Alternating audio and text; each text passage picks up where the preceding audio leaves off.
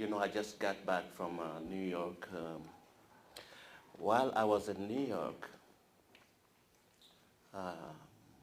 from one of the programs on the radio, apparently some correctional facility, the prisoners asked that they would want me to come to that correctional facility and talk to them. That was really an overwhelming experience for me. I went there and talked. But while I was going there, I really didn't know what to talk about.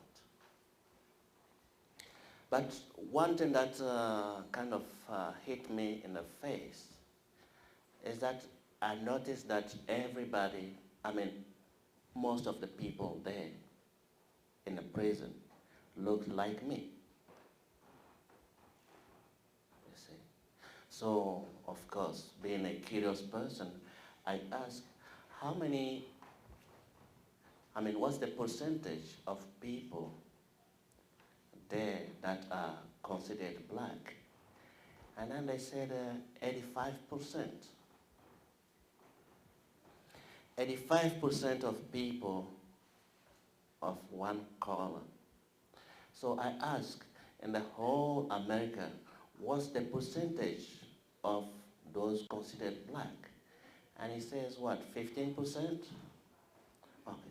In a society, people of color are like 15%. And yet in the prisons, they are 85%.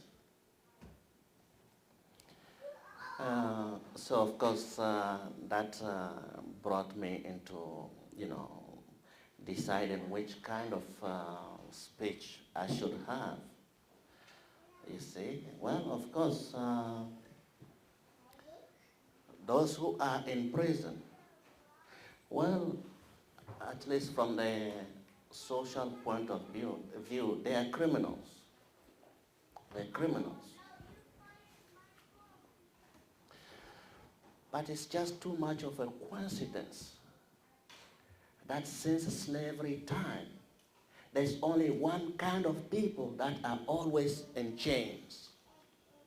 And every generation, there is a good reason why they should be tied. Like now, they say they are prisoners, they're criminals. Yeah, I have no doubt that they are. But maybe, since we're talking about a world of conspiracies, maybe we need to take a look into that.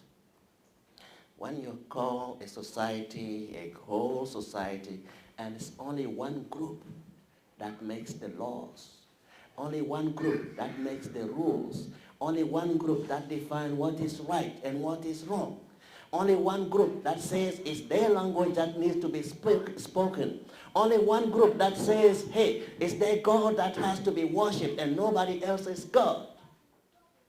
You know that the rest is just slaves, all in prison. So it's not surprising. It's not surprising, So of course, when I was there, that, brought me into, making that statement that we need to check.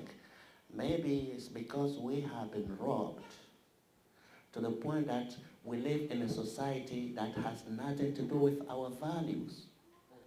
That's why we end up criminals. Very interesting. I gave the story of Kunta Kinte, all time. The good black man is the one in chains. In that time, those who were whipped and hit was the one that was refusing to be in chains. You see, on that time, it was against the rule if you are a person of color to, refuse being slave. And everybody blamed them. Everybody blamed them for trying to reject being slaves. And those who were thinking they were good black people were standing on the side and saying, hey, yeah, it's your fault.